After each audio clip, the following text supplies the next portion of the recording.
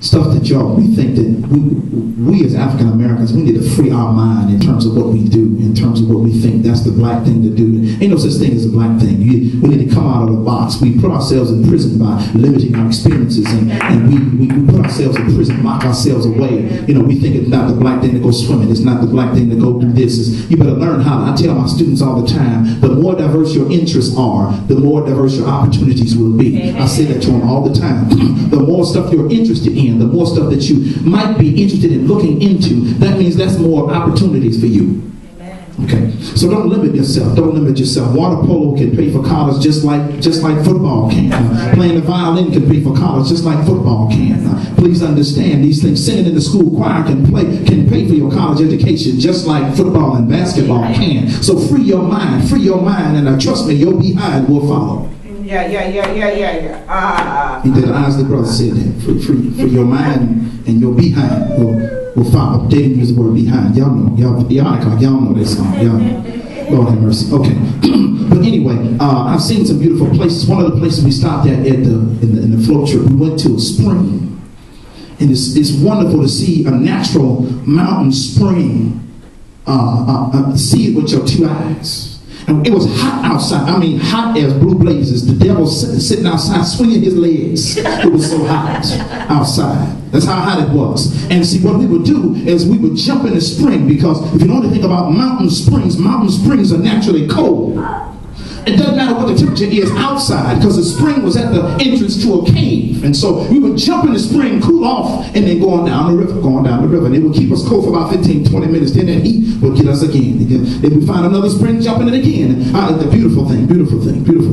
I've had the opportunity to, in college, I went to the Bahamas to sing with the school choir. I sang the school choir. That's how I paid for my undergrad education. It's all good. I ain't ashamed of that. I paid for my undergraduate education singing in the school choir. I'm not ashamed of that at all. I'm not ashamed of it, because we got the opportunity to see some wonderful places. We had the opportunity to go and sing at the Bahamas. I've been to the Bahamas twice, but that was my first time. But what intrigued me was the fact that when we got off at this beautiful place, there was such ugliness everywhere.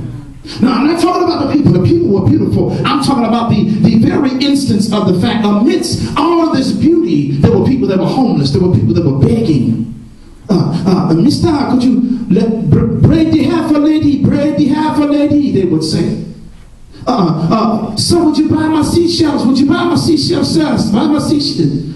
These children were there. They were trying their best to make themselves some money. So they were doing all they could, and some of them were just outright begging. Some of them were begging. They were begging for the money. So some of us, it would be tragic. It would be tragic. It's a tragic thing. It intrigued me. It bothered me to see, amidst all of this beauty, such desolation. It bothered me. It concerned me. Now, again, have you ever seen the movie The Soloist? You ever seen the movie The Soloist? It's a true story about the child prodigy called, his name was Nathaniel Anthony Ayers. The movie with Robert Downey Jr. and Jamie Foxx, with the homeless man that played the cello and the violin in the street. And this movie really intrigued me. I sat down and watched it. It was a very moving motion picture. It was one of the ones that it captured my attention from the first scene. And this man is a true story. It's a true story of the man Nathaniel Anthony Ayers, who had to drop out of Juilliard because he developed schizophrenia, paranoid schizophrenia. And so what wound up subsequently, he became a homeless man on the street, and he would play the violin and the cello on the street. Sometimes he would play it for the other homeless people. Such beauty amidst such desolation, such ugliness. Now again, I'm not talking about the people, I'm talking about the instance that amidst such beauty, amidst such wealth, we have people that are begging on the street. The journalist, a white guy, Latino guy rather, named Steve Lopez, discovered this guy, found out, did some investigation, did some research, and found out that this man that was homeless was college educated, was accepted into Juilliard.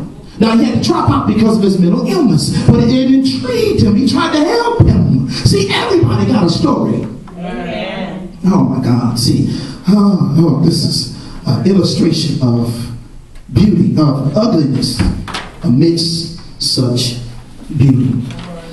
I need that sometimes what we think is, that's not really what it is. Oh my, oh my, oh my. Don't just automatically assume something is a way until you've had the opportunity to look at it fully and completely, and then you can draw your conclusion about a thing. Because everything is not like it looks. Yeah. Oh my goodness. Jesus. I think we can all recall